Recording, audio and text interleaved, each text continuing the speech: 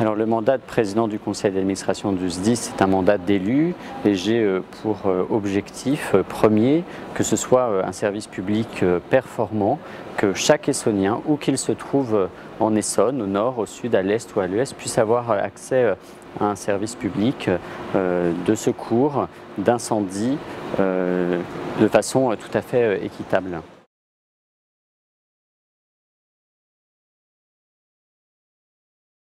Alors le SDIS de l'Essonne, c'est évidemment un service public performant avec plus de 1056 sapeurs-pompiers professionnels, 1934 sapeurs-pompiers volontaires et environ 300 personnels administratifs, techniques et sociaux qui, depuis l'alerte jusqu'à l'intervention, travaillent au sein de notre établissement public avec de très bons agents et services, que ce soit la cartographie, la prévention, le service de santé, jusqu'évidemment aux sapeurs-pompiers qui interviennent sur le terrain. Chacun de ces services constitue un maillon de la chaîne jusqu'au secours à la personne ou à l'incendie le cas échéant.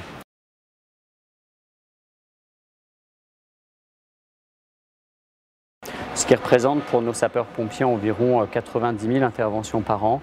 C'est aussi un département atypique, l'Essonne, puisque nous sommes subventionnés par le Conseil général à hauteur de 97%.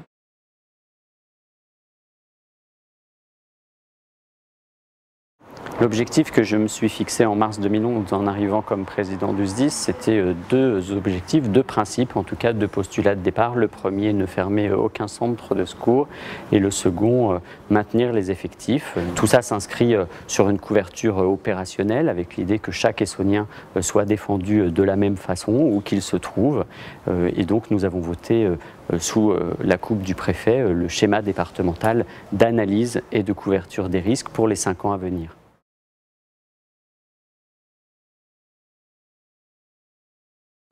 Alors je suis évidemment un président de terrain. J'ai voulu, dès mon arrivée au sein du SDIS, être un président présent pour deux raisons. D'abord, la reconnaissance que les élus doivent aux sapeurs-pompiers et ensuite pour bien comprendre parce que je fais partie de ceux qui pensent que pour décider, il faut comprendre.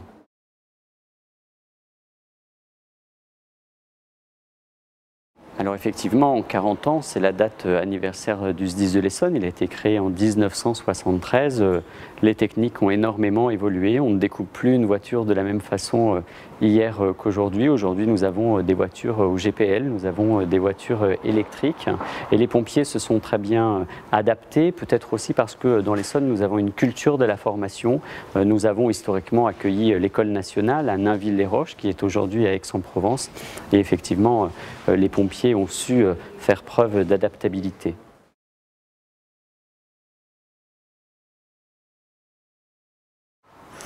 Alors d'abord, la jeunesse, c'est non pas une charge ou un poids, mais c'est une véritable chance. L'Essonne l'a compris très vite, puisque nous avons été un département pionnier en ce qui concerne les pompiers juniors, dans le cadre de l'école ouverte, un véritable partenariat avec l'éducation nationale, ce qui permettait d'abord à ces jeunes pompiers de pouvoir transmettre dans leur classe à leurs camarades à la fois la transmission du savoir, la transmission de la mémoire, et puis la discipline qui est propre aux sapeurs-pompiers.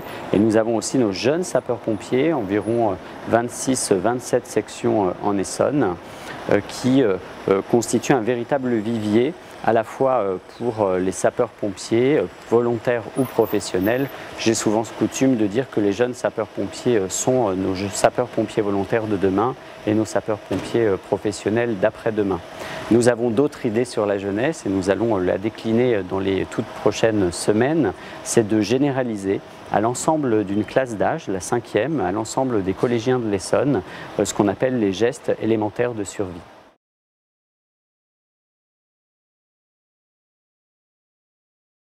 En 2013, l'année anniversaire des 40 ans du SDIS, je veux d'abord adresser aux agents un message positif et rassurant.